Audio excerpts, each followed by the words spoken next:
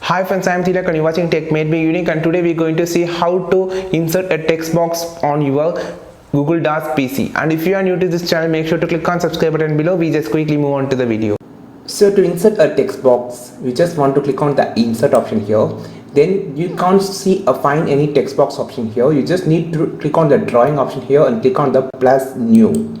So after clicking this, you just need to pick a text box option from here. You can draw a text box which size that you want.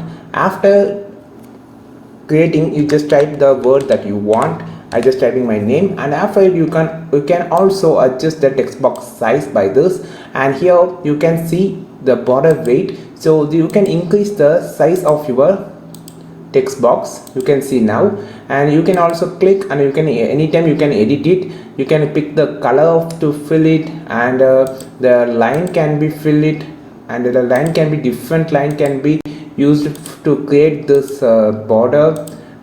Okay, then after creating your text box, you just click on the save and close. Now just click here. You can see the text box was created, and you can use this and you can create a paragraph text box or a sentence text box, a word text box according to your use.